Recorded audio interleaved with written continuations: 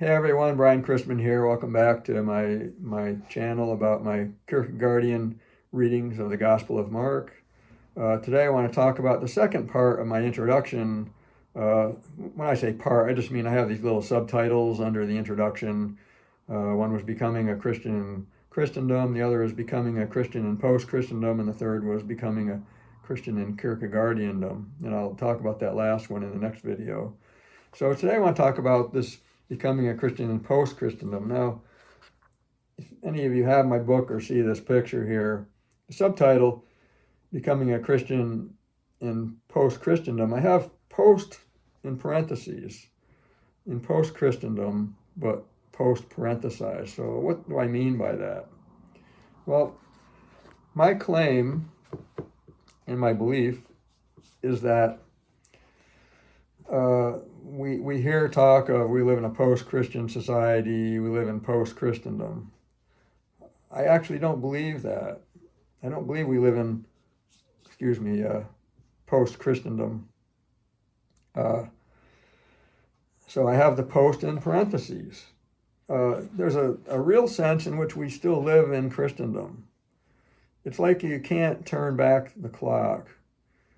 Christendom happened in the West. Now, there's other parts of the world that are pre-Christian or not post-Christian in any sense because they've never been Christian per se at all. But Christendom happened. It dominated Western civilization for a millennium. And from the time of Constantine to the Reformation, basically. But Christendom went on beyond that. That's what I'm trying to say, and that's my claim. How is that possible? Well, I see it everywhere. You look at politics today, and say, look at Trump and Biden. They're both proposing and living, in a sense, or their rhetoric and what they claim they're wanting to achieve. Trump is more kind of a going back to a Christendom that's a little more traditional, so to speak. And Biden is more a liberated type of Christendom where it's still these Christian values of equality, humanity, caring for others. Those are Christian values. They didn't come from Rome. They didn't come from nowhere. They came from Christendom. They're embedded in us, in our culture. In a sense, we are Christians in that sense. This is why there's the phenomena of Christian atheists. These are people who realize, even though they're atheists, they realize they're Christians because they have Christian values. They believe in equality, democracy, liberation of women and oppressed people and caring for the poor and all these things. These are Christian values that came from the gospel and from Christianity and became part of Christendom. Now, this may be really wild for some of you to consider, but G.K. Chesterton was one of the first who really, I think he best phrased why this is so. And I quote this in my introduction. He says that the modern world is the place where the old Christian virtues wander wildly, gone mad because they have been isolated from each other and are wandering alone. Now, so the old Christian virtues are separated from each other. They're not like part of some system per se of Christian doctrine or Christian practice even encapsulated. It's more kind of they're just kind of out there wandering around wildly. But they're there, these values, and they've gone mad in some instances where these things become, in a sense, crazy. Where there's no, it's hard to explain, but they're like the border crisis is a huge thing, and obviously, the Bible would say, welcome those and remember those because you were once oppressed. You were slaves in Egypt. When you fled to another country, you were welcome. Remember that you were once slaves in Egypt. So welcome those, welcome the migrants, the oppressed that come to you now. So it's a biblical concern to care for the oppressed, the poor, the migrants, the homeless. But does that mean you can let millions in at a time? Like things, I'm exaggerating, but thousands, per day. There's no, it's a difficult thing. How do you truly care for people?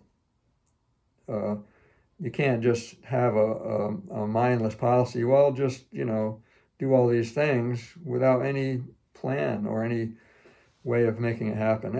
Anyway, I'm talking beyond my scope of expertise here.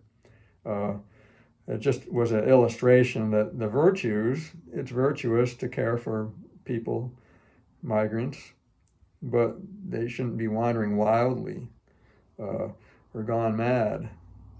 I think the situation down there is kind of that way. So at any rate, they're isolated from each other. Chesterton said these virtues, they're isolated from Christianity itself. They're isolated from the gospel. They're just kind of out there in society now. And they can become ideological. They can become political. They can become all kinds of things other than what the gospel, in a sense, intended. That's more to get, I can't get into that all right now either. But the point is that we live still in a Christendom where there's still these Christian virtues, albeit running wildly through our culture, through our society, through everything, through politics. I see it as a war of Christendoms today. This Christendom versus that Christendom.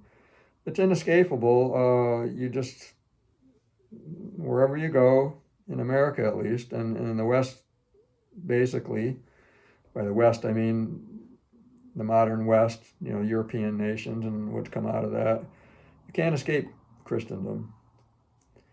You can call it Post-Christendom, and I do with the parentheses, because in a sense it's not the Christendom of the past.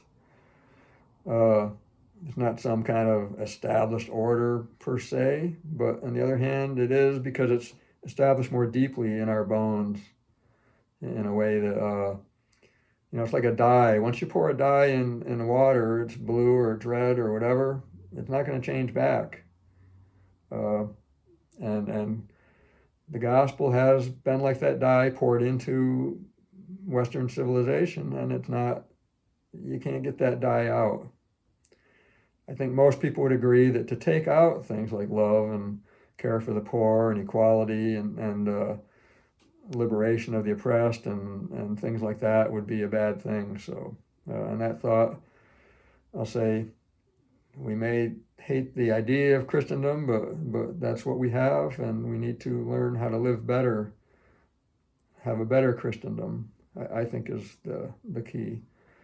Whatever shape or form that takes, I have no idea, in a sense, what that would be. But that's the great ongoing experiment of life, and in relation to the gospel, in relation to nation states and all that whole thing. So at any rate, thanks for tuning in. Again, this became longer than I expected. Hopefully it made some sense. You see where I'm coming from, what my subtitle means, and the challenge of becoming a Christian, not just in Christendom, but in this post-Christendom, and with the parentheses around it, it's a little more complicated. It's not just rejecting the Christendom of old, it's rejecting maybe the Christendom of now. But it's still, there's some Christian virtue in there that needs to be embraced and cultivated and somehow lived out. For those that, again, to get back to the original title, those that do the will of God are Jesus's mother, sister, brother, his family of God, fulfilling the kingdom of God on earth as in heaven. So at any rate, thanks again for tuning in. Hope to see you again soon. Thank you.